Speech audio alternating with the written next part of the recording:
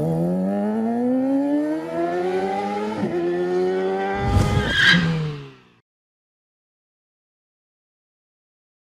there. I am the CRM Ninja, and on today's episode of the Oops Factor, and I'm pausing to make sure I get this correct, I have the privilege of welcoming Kartik Kanakasabesan. Did I get that right? You did. It's Kanakasabesan, but that was good. That was a good attempt. Kanakasabesan. Brilliant. I wasn't if it was a B or ba, so I chose one. Brilliant. So welcome to the show, Kartik. It's great to have you on. Great to be here, EY. Shared some good laughs already off camera. So before we get into the Oops Factor, I Mhm, understand you have a hobby of mhm. reading. In fact, this is why I have this really cool, stylish, futuristic looking library in my background because I do it to Ah, reflect my guests. So, mhm. what are your favorite books and why? Oh, well, that's a really loaded question. So a lot of my favorite books, anything Asimov, you know, love that. Ooh, Law of So, Robotics, the three laws. oh, I love absolutely. Asimov. I love it. I mean, and I think what intrigues me about Asimov too is the fact that, I mean, especially if you look at something like the Foundation series, right? Yep, Here you are of a book that was written somewhere in the 1950s, where some of the technologies that today we take for granted weren't even conceptualized back then. So to yep, be able to go ahead and envision a society that is totally driven by AI, or a decision supported by AI, as the case may be, that actually is living and thriving, and their uh, wars and other things and so on and so forth. It was just fascinating for someone like Asimov to go and imagine something like that, and also the three robotic laws. Like, how do yep, you conceive of that when back in the 50s and 60s? Yes, there was a lot of focus on science because of the Manhattan Project and everything else. true. Uh, but yet we weren't still there. We were still using vacuum tubes in computers back in the day but to be able to take that and imagine it, how the world could evolve, or to think of this remote galactic civilization somewhere Yep, uh, in eons. So to me, those kind of things just kind of give me goosebumps when I read them. I'm like, wow. And then right now I just finished up reading a more recent sci-fi series by William Gibson called The Peripheral, which apparently is now an Amazon's actually made that into a TV show. So go figure. they have. I haven't yet seen it, but I've heard about it. Oh yeah, it's a beautiful book. So I'd love to see what they've done with it. Sometimes it's interesting when somebody goes, whichever organization it is, whether it's independent or it's one of the major studios or it's something like Amazon, but takes a book and then turns it into a TV show. For me, Hmm. when I read a book, I build up a very specific mental picture, and sometimes seeing something on the screen complements it, but sometimes it doesn't. Hmm. And you're right. You're right. And I think that there's a reason why a lot of folks that read the books, when they watch the rendition of that in a TV show, it's disappointing, because the key thing, one of the great things about reading books, is the fact that it's your imagination. You are constructing Yep, this world from your view of the world, right? When it's rendered back into TV, not to have it in, not to say anything against the screenplay writer, or for that matter, the director and the producer of the show, but it's their view of the world and how they see that envision, right? that's right. And usually when you see that difference between how you view the world and how these individuals view the world, you're like, that's not it. All right. So reconciliation becomes hard, but sometimes you're right. Sometimes they just knock it out of the park. The Marvel movies kind of cheat a bit, because they have a lot of source material to source from comics and see the visualization there before they can render it in the big screen. But Yep. to me, they're the ones that have kind of kept that variance to a minimal. But going from a pure text reference and then transferring that into, like, for example, talking about Asimov, I found iRobot. Everyone else thought the iRobot movie was great. I thought it was terrible. All I thought right. it was cool in terms of what they did, but obviously it's not the full story, and it didn't have the Exactly. actual. It was a slightly different take on it than the actual Yeah. full book has. Exactly. And so that's why I prefer my view of iRobot to be a little bit more more in line with the book, because I was reading the book versus what was Yep, rendered in the movie. it's true. So. That's good. And also sometimes, I mean, if you take, for instance, you know, um, I've forgotten the title of the book. This is really embarrassing to me. Um, Jon Snow, the Night Watch. Oh, You know which series I'm talking about. yes. Go. Game of I, Thrones. Game of Thrones. Thank you. That's it, Game of Thrones, right? Yeah. So Yes, Game Game of of Thrones.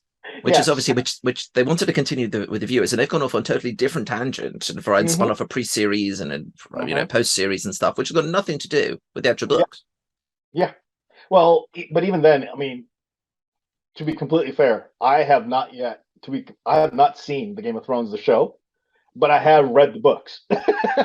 I've read all the books. I love George Yeah. R. R. Martin. I can't wait for the next one to come out and him to Right. finally finish it off. As I Hmm. think millions of other people are also Exactly. semi patiently waiting, maybe less, Yeah. maybe more. I only saw a couple of TV episodes, and I was like, Right. no, this just doesn't do it true. Yeah, I saw the first two episodes of Game of Thrones, and then that was probably the extent of it. My wife saw the entire season, or 7 seasons, or how many every season, and she's like, "Oh, you should go watch this," or like, "Yeah, I read the books, I'm good." Yeah, I know And that feeling. I'm told that he was kind of sacrilegious with some of the very diehard folks. So I was like, I will keep quiet now. Now it's out in the open now. Then a downside, of course, is digital content you can store, you can just access in the cloud. I Mhm. like reading books and have lots of books, and my wife tells me that once I read it, I should give it away. And I'm like, Mhm. no, I want to keep it. I'm going to reread them. It's my Yeah. collection for it. So there is a balance, I guess. Mhm. Oh yeah. Well, what is a Japanese word? It's what's it, tongotsu, which means you just keep collecting books. Yep. Yep. I am proud to say the fact that I do suffer from that affliction. So, I still have a lot of books that I've read, and I've got a heck of a lot more that I haven't read yet, which I intend to catch up to sometime soon. Don't know when. Yep. Well, hours, sleep, non-sleep. We discussed this off camera. Yeah, So exactly.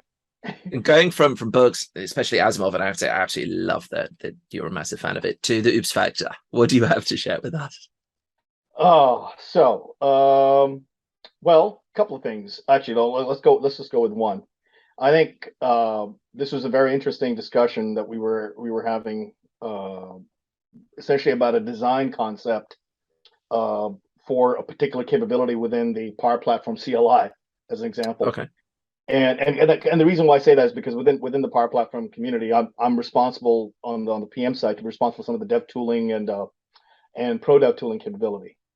Right. And a lot of one of the feedback that I internalized recently was the fact that there's a larger community of folks that are out there that have been working with our portfolio of capabilities, but we keep shoving down this whole modern experience, would not show any of the ways to honor the past and show them how to migrate to the future, kind of thing. And that was a big realization. And to my defense, I've been in the group for nearly 2 years now, right? But I think but I've been in the dev tool business long enough that knowing the fact that that's a common theme, regardless of the kind of business domain that you end up being in. Uh, so to kind of completely miss that signal was really bad on my part. It's Saying, it's interesting that you say that because look, obviously, as technology moves on, hmm, experiences need to modernize, whether it's the UI UX aspect of it or it's the, underlying technical developer capabilities. hmm, But people grow up with the tools that they use, and especially when right, you first get exposed to the technology, and you continue using that until you just can't use it anymore. hmm, And seeing some of the new capabilities has been absolutely amazing. I mean, version 2 of the CLI and now being able to use it, for in Azure DevOps for ALM purposes. And I can't wait to see what additional capabilities is going to be bringing for that. But hmm, there's still so much that's sort of hidden there in the background that there isn't yet parity for, and people still keep going back to it, although the experience in accessing and stuff seems to get worse and worse. hmm, And it's just interesting, I think, to the general community that we get the whole new tech stuff, but the love just seems to be a little lost. right. And you're right, and I think that's the unfair part, and like I said, that's the big oops factor for me particularly, is the fact that, well, no, we love. Um, Let me put it this way: having been in the dev tools business as long as I have, um, I appreciate the value of community. All right, so when you hear the term, because at the end of the day, the more powerful you make the community, the multiplier effects are Yeah. quite significant. All right. That And is that's very not true. lost on, and that's not lost on me. And I think that's, so when I talk about the oops factor in this case, that was one of the big things. It's like, oh shucks, what did we just do? All right. And I think so one of the things that we are actively working on right now is trying to figure out how do we bridge those kind of gaps? How do we help accelerate the migration, like honor the things that the people have already gone ahead and done and said, look, we appreciate what you've done. Now to take what you currently have and then move it to the modern rendition. How can we help you? And what kind of experiences should we be investing in? I think Right. that's a conversation that we have honestly not had, to be completely candid. I think it's high time that we have those kind of discussions but also to be fair, to also realize that not everything is going to translate. All That is right. true. Look, it's not a one-to-one, and we know this, in terms of digital transformation projects, just because people are doing whatever they're doing, whether manually or in a different system, doesn't mean we Mhm. build a new system in exactly the same way. Exactly, exactly. So, and that's the other thing. And the other part is, and I know I people like Scott Durr from the community, they're tired of me hearing saying this, but it's never a forklift kind of thing that you just forklift something that's already there and just put it in and say now it's part of the product and everyone's happy. That's not it. It's when we take something that's working well in the community and then try to bring it into the product in general, the dimensionality of scale kind of comes in because now you're incorporating that into the service itself. Yeah. and and hence sometimes when that scale part comes in, it does the it does to a large extent. I wouldn't say slow things down, but it does kind of make you think twice because if that service goes down, what's the blast radius and what are you signing up for? And Yeah. so that's the part we have to think a lot more from that particular dimension and say, okay, yes, this works, we need to now do this at scale, and if tomorrow this goes down, how do we handle it? What are the fail safes that we need to go put in place so that we can contain the blast radius in that context? So sometimes things are slow, but therefore I'm not trying to excuse the slowness aspect of things, but just to kind of provide the perspective of when product managers like myself, when we talk to folks like you, EY, and others like you, when you guys give us ideas on things that we should be doing, that's how we internalize it and say, okay, yes, we can do this, and yes, we ought to look at it in this case.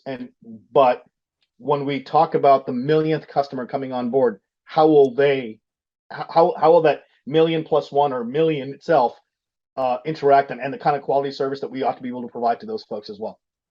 So it's really interesting hearing this because if I'm going to use a slightly different analogy, or something that I think it could be an analogy for it.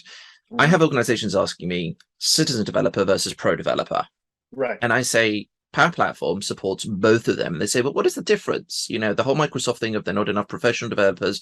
So citizen developers need to develop stuff. But what about, and I say, citizen developers are the first stage gate. They can do the Mhm. proof of concept. They could do something for it. But a citizen developer doesn't think about scalability, integration, the operations, Mhm. business and disaster recovery for it. That's where the pro developer comes in. The citizens developer is the proof of concept and ensuring that something works. They could create their own little thing, but if Right. it's meant to be scaled up, that's when it then goes over once the business reviews it and ensures that it's going to meet its KPIs and it's going to get ROI and it's worth the time and it's hitting those goals. Then it goes over to the business analysts and the pro devs to say, whoa, hold on a moment, you got this. They're probably going to rip it to shreds, Yeah. build it in a slightly in a different way. And this, in essence, to me, sounds very similar to what you're saying. You get the ideas in, but it's not just about how one organization will use it or hire 10. It's how is it going to scale to millions of organizations and how are you going to support the service appropriately? Exactly. Exactly. And I think that's very apropos. I mean, you know, you see that in a low code. We call it the fact that there's every app starts off in the personal productivity realm, all right, and then eventually just kind of scales up. And that's once it starts scaling up. Now, I'll be completely candid and honest here. This is saying the fact that we haven't done a good job in providing a very smooth on ramp in this case. All right, all right. We are getting there. We are getting there. But that's the thing that at least keeps me up at night and say, okay, what are we doing to smoothen that on ramp as organizations scale on that continuum of and we need to provide the right kind of tooling experiences to make sure that trajectory progresses without any significant hiccups. All right. That's And I true. do, even minor ones are big. That well, in a platform the scale of Power Platform, the biggest consumer of Azure globally in terms of the Yes. resources, I'm not surprised. I mean, the way Mhm. that I think of it as well is sometimes you need to take a step back, just as organizations need to take a step back. And something really that sticks in my mind is, if you go back on premise, you had workflows, classic workflows, as they refer to them as. I know this isn't your specific remit, but bear with me for a minute. And then for years, went into the cloud, Power Automate, move everything over into Power Automate, move everything. But Power Automate is asynchronous. Classic workflows asynchronous, but also run synchronously. And Power Automate can't do that. But they disappeared. All the relevant doc articles were buried. It just went off to sort of developer docs, and it went off for learn. And recently, Microsoft has brought it back. It's now part of the official curriculum material again for the PL200, the Power Platform Consultant, and the Power Platform Developer exam, the PL400. So sometimes you have to take a step back and say, well, we've got all these bright, fancy ideas, and some of them are really nice, really can't wait to get their hands on. But sometimes the old technology is actually there, but then we need to learn how to use it in the new world. Right. Exactly. And I think that's the part which a lot of us, some people get it very quickly, and some people it takes the time. And I think, speaking of, I use the term inclusive development with Power Platform, and it's because when I talk to community members and I realize just the power of that. The fact is, people that are thinking about switching careers, who never thought being a technical person or building an app builder was ever in their career plans, now because of Power Platform that's there. It goes back to saying, okay, what can I go do to make sure that person who's making that decision, does not have to revisit that decision, a year or 6 months into when they were like, oh shoot, what have I done? Right? Because then that will kill me. Yep. So I think and so when I specifically talk about it from an oof factor standpoint, I think that's the key piece is I have now for all intents and purposes gone back to the key principle, and I do mean a principle in saying, trying to figure out experiences where we honor the past and bring in capabilities and saying, as a way of thank you, just saying this is how that old world now manifests in the new world, and some of the stuff that's in the old world will probably be at the old world itself, but it's because of the following set of reasons. All right. And if the reasons aren't compelling enough, then I'm expecting folks like yourselves, to go and say, hey, I'm going to call BS on that one. but I am expecting folks like yourselves to at least keep us honest, because you folks are critical lifeline, if you will, to the way we conduct and do business.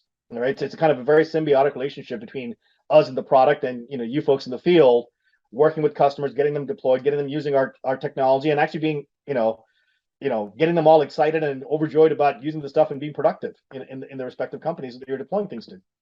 Indeed so. You create the technology, we use it, and I'll use the phrase battle test it. There you go. Exactly. And then we feed that back. Symbiotic relationship. It's a very symbiotic relationship. Now, if only we could all get, like new HoloLens and stuff for everybody in the community, just a free HoloLens to try it out. Then you'll definitely have us tied into it. Yeah, well, let me see what I can do about that. I'll pick that one up with you offline. Yeah, exactly. Well, Kartik, thank you so much for coming on the show and sharing your experiences around it. EY, always a pleasure talking to you. It's been great having you on it. People, viewers, we hope that you've enjoyed listening to this episode. Feel free to check out the rest of the Oops Factor playlist, subscribe to the channel, take a look at the blog. If you would like to come on the show, hit the link in the description below, put in your details, and I'll send you out an invite. But above all, have an amazing day.